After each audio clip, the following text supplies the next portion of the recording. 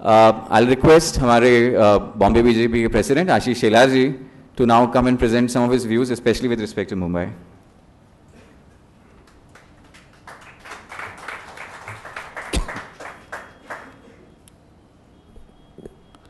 आज के इस कार्यक्रम में उपस्थित भारतीय जनता पार्टी के प्रदेश के अध्यक्ष देवेंद्र फडणवीस जी, मंच पर उपस्थित विनय सहस्त्रबुद्धे जी, जिनके पुस्तक के लिए हम यहाँ पर उपस्थित ऐसे मिस्टर M.R. वेंकटेश जी और उपस्थित सभी भाई और बहनों,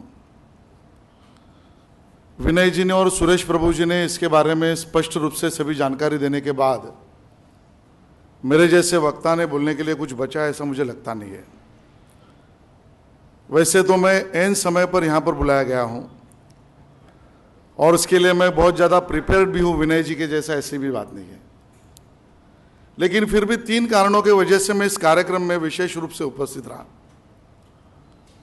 पहली बात तो वेंकटेश जी का अभिनंदन तो करना ही था, और विशेष ये था कि जब दुनिया और देश भर की लिए विशेष बात भारत की पार्लियामेंट जब चर्चा में है, when there is a debate and discussion going in the parliament, my friend Mr. Venkatesh wants to discuss this issue out of parliament also. So this was the one reason for I want to attend this function. दूसरी बात, उन्होंने इस पुस्तक का नाम भी लिखा A Decade of Decay, जब देश में पार्लियामेंट डिस्कशन में है और महाराष्ट्र में एक ऐसी घटना घटी जिसके कारण महाराष्ट्र की लॉ एंड ऑर्डर की सिचुएशन के बारे में डिस्कशन जनता में बहुत बारीकी से कल की घटना के बाद हुआ। उसके बाद गवर्नेंस के मुद्दे पर इस पुस्तक ने कुछ जनता के सामने लाने का प्रयास किया है। ये दूसरी वजह थी। और तीसरी वजह स्पेसिफिक ये थी कि आज ही मुंबई शहर में प्रेस क्लब में एक कार्यक्रम हुआ और उसमें एक वेबसाइट का लॉन्च करने का प्रयास हमारे मित्रों ने किया। मैं उस वेबसाइट का नाम नहीं लूँगा, लेकिन उस लॉन्च के माध्यम से एक ऐसा प्रयास कैंपेनिंग का करने का उन्होंने शुरू किया है कि जिसमें हमारे दोस्त जो पार्टी हित में कहेंगे उसको गलत दिखाया जाएगा। उस समय पर 10 साल में इस देश में क्या हुआ इसका सही चित्रण बताने का प्रयास इस पुस्तक के माध्यम से शहर में करने का प्रयास आपने किया है। मुझे लगता है इन तीनों कारणों की वजह से कार्यक्रम अपने आप में बहुत महत्वपूर्ण कार्यक्रम है। इस पुस्तक में लिखे गई सभी बातों को मैंने बताने की आवश्यकता नहीं, मैंने पढ़ा भी नहीं है, लेकिन करप्शन के बारे में कहा है, स्कैम्स के बारे में कहा है, वोडाफोन की केस के बारे में भी आपने कहा है, आपने गवर्नेंस के मुद्दे के साथ साथ ब्लैक मनी के बारे में भी इस चैप्टर में कहीं ना कहीं कहा है। ये सब बातों के बारे में मैंने यहां पर बताने से ज्यादा आपका पुस्तक पढ़ना ठीक। मैं ये भी सोच रहा था कि एन समय पर आ रहा हूं तो बोलूं क्या। एसएमएस तो काफी चलते हैं। किसी मित्र ने एक भी एसएमएस भेजा था और कहा था कि इस गवर्नमेंट ने सिमिलैरिटी और यूनिफॉर्मिटी इतनी लाई कि देश में यूनिफॉर्म सिविल कोड आए ना आए, लेकिन आम आदमी में तो यूनिफॉर्मिटी इतनी लाई कि नीड, लग्जरी और कंफर्ट तीनों का प्राइस सेम कर दिया। यानी यूनिफॉर्मिटी ऐसे आई कि अनियन, पेट्रोल और बियर तीनों भी 70 रुपए में मिलने लगे। तो ये गवर्नमेंट यूनिफॉर्मिटी लाने में तो बहुत प्रयास कर रही है। अब कल ही डॉइश बैंक के रिपोर्ट ने लिख दिया 70 ये महीने में होने वाला है, आगे चल के जो कहा आपने हो सकता है। इस प्रकार का रुपीस और डॉलर्स का संबंध उन्होंने बना दिया। कल की घटना, एक प्रेस रिपोर्टर और उसके बाद मेरे जैसे कार्यकर्ता ने इस कार्यक्रम में आते समय क्या पढ़ना चाहिए, तो पढ़ने का जब प्रयास किया तो डॉक्टर अमर्त्य सेन ने जो लिखा वो भी हम सब लोग भूल नहीं सकते। उन्होंने एक आर्टिकल में लिखा, India must focus on it's woman. अब उस आर्टिकल में एक पैरा में जो विनय जी लिखा था, जिसमें कई गुजरात का रेफरेंस अलग तरीके से था, उसको तो हमारे मित्रों ने दुनिया भर के सामने लाया।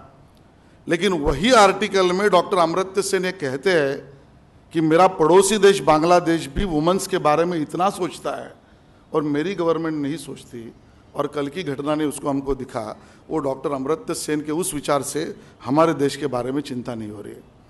और इसके लिए इस डिकेड में बहुत सारी बातें करने लायक है, और जिसका उल्लेख भी आपने किया, लेकिन आपने स्पेसिफिकली मुझे कहा कि इस डिकेड में इस शहर ने क्या पाया, इसके बारे में आपने बोलने का प्रयास करना चाहिए। तो इस शहर के बारे में अगर केंद्र सरकार ने क्या दिया, इसका लेखा जोखा करना होगा, तो मुझे लगता है कि मुझे 30 मिनट और लगेंगे। लेकिन एक ही वाक्य में अगर कहना है तो केंद्र सरकार ने इस शहर के लिए दिया तो it is a decade of delay. यह शहर के लिए डिले और पीछे भेजने का प्रयास अगर केंद्र सरकार ने इस शहर के साथ किया, इस प्रकार की भावना है। यहां पर मेरे मित्र बैठे हुए, वो कोई ना कोई इंडस्ट्री से जुड़े हुए होंगे। शहर की डेवलपमेंट चाहती क्या है? गरीब को घर, आम आदमी को परवड़ने वाला घर, इंफ्रास्ट्रक्चर की फैसिलिटीज, ट्रांसपोर्ट की मोबिलिटी। अब इस तीनों मामले में बॉम्बे म्युनिसिपल कॉरपोरेशन क्या कह रहे, इसकी मैं लेखा जोखा नहीं दूंगा। लेकिन केंद्र ने हमको क्या दिया, तो यहां पर एक भी प्रोजेक्ट हमको अगर शुरू करना है तो हमें 74वीं घटना दुरुस्ती के खिलाफ का माहौल इस शहर में दिखाई पड़ता है। जब 74वीं घटना दुरुस्ती हुई, कॉन्स्टिट्यूशनल अमेंडमेंट हुआ, तब कल्पना यह थी कि अर्बन लोकल बॉडीज को हम इतनी पावर देंगे कि वो अपने पैसे की मैनेजमेंट भी करे और परमिशन का प्लानिंग भी करे। लेकिन आज शहर में ऐसी बात हो रही है कि हमें कोई भी नया प्रोजेक्ट शुरू करना हो, वो या कंस्ट्रक्शन इंडस्ट्री का हो या ट्रांसपोर्ट इंडस्ट्री का हो, पहले हमको दिल्ली एमओईएफ जाना पड़ता है। दिल्ली के एमओईएफ की परमिशन मिली ना मिली तो 437 स्क्वायर किलोमीटर वाली इस मुंबई में 150 किलोमीटर के ऊपर तो सीआरजेड है। एमओईएफ के बाद मुझे फिर एक बार दिल्ली में सीआरजेड जाना पड़ता है। उसके आगे शहर में गए 2 महीने से देवेंद्र जी और एक नया कानून लाके बिठाया।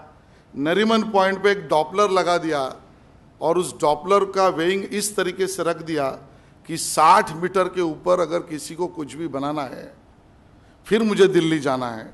उससे अगर मैं बच गया तो एयरपोर्ट अथॉरिटी के फनेल में मैं हूं कि नहीं, इसके लिए फिर दिल्ली जाना है।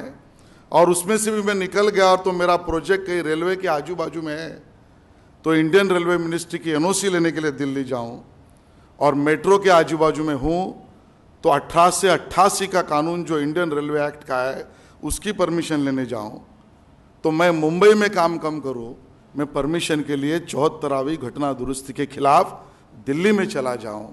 So this is the state of this city, ये सरकार ने लाके रखी है। और प्लानिंग के मामले में तो मुझे समझ में नहीं आता, इस शहर का मूलभूत मुद्दा यह है अफोर्डेबल हाउसिंग करो, केंद्र सरकार कहती है, शेल्टर फॉर ऑल करो, इस प्रकार का प्रावधान करती है, लेकिन इस शहर में बैठे हुए 40% लैंड के ऊपर केंद्र सरकार रिलीज ही नहीं करते। एयरपोर्ट अथॉरिटी की land locked, Bombay port trust की लैंड लॉक, रेलवे की land lock, salt plan land lock. एक बाजू पे लैंड को होल्ड करना डिफेंस के साथ सभी, और दूसरे बाजू में शहर को सस्ते दाम में घर देने की बात कहना, दिस कॉन्ट्राडिक्ट इटसेल्फ। तो ना प्लानिंग है ना प्रोसीजर का प्रयास है। तो इसके लिए मैं ज़्यादा ना कहते हुए, इस सरकार ने, आपका इस चैप्टर और भी एक होना चाहिए इसमें कि इस डिले के ऊपर और एक भाष्य इसके ऊपर होने की आवश्यकता है। फिर भी मेरे जैसे देवेंद्र जी जैसे कार्यकर्ता काम करते हैं, और इस कार्यकर्ताओं का काम करने का यहां पर प्रयास इसके लिए होता है क्योंकि हम यहां पर आज एक और प्रयास के माध्यम से जुटे हुए हैं। क्योंकि मुझे 2 लोगों के वाक्य आज भी प्रेरणा देते हैं। एक वाक्य विनय जी आपके कार्यक्रम में जब नरेंद्र मोदी जी आए थे तब उन्होंने कहा था, जो इस ऑडियंस ने भी सुनने की आवश्यकता है। नरेंद्र भाई ने बहुत स्पष्ट कहा कि आज तक हमने जो भी ऑडिट किया वो ऑडिट प्रोसेस का किया, और उस प्रोसेस में टेंडर सही निकला क्या, उसमें अमाउंट ठीक भरी क्या, वो ठीक तरीके से दिया क्या, उसका ऑडिट हमने एक बाजू में कर दिया, अपनी बात हमने समाप्त कर दी। लेकिन देश को प्रोसेस के ऑडिट की जरूरत नहीं, देश को परफॉर्मेंस की ऑडिट की जरूरत है, और एक और प्रयास के कार्यकर्ता इस परफॉर्मेंस की ऑडिट का प्रयास करने वाले कार्यकर्ता है, और वो हमें प्रेरणा देता है। दूसरे मेरे नेता का वाक्य मुझे ध्यान देता है और प्रेरणा देके जाता है, वो हमारे श्रद्धेय अटल बिहारी वाजपेयी जी का। जब भी कोई सभा होती है या सभा होती थी, कार्यकर्ता घोषणा देता था, जनता घोषणा देती थी, देश का नेता कैसा हो, अटल बिहारी जैसा हो। और तब उस समय पर अटल बिहारी वाजपेयी इस देश का ऐसा नेता था जो कहता था, सवाल देश का नेता कैसा हो इसका नहीं है, सवाल देश कैसा हो इसका है। और फिर देश का चिंता करने वाला नेता और परफॉर्मेंस ऑडिट का रास्ता दिखाने वाला नेता अगर मेरे साथ है, इस देश की जनता के साथ है, तो इस प्रकार का ये प्रयास और इस प्रकार का एक पुस्तक दोनों भी आने वाले समय पर सही रास्ते पर इस देश पर लेके जाने का प्रयास हो सकता है। और इसके लिए इस कार्यक्रम में मैं उपस्थित रहा। मैं MRV को बहुत बहुत शुभकामनाएं देता हूं, और एक प्रयास के पूरे टीम को भी बहुत शुभकामनाएं देते हुए मेरे वाणी को विराम देता हूं। धन्यवाद। जय हिंद, जय महाराष्ट्र।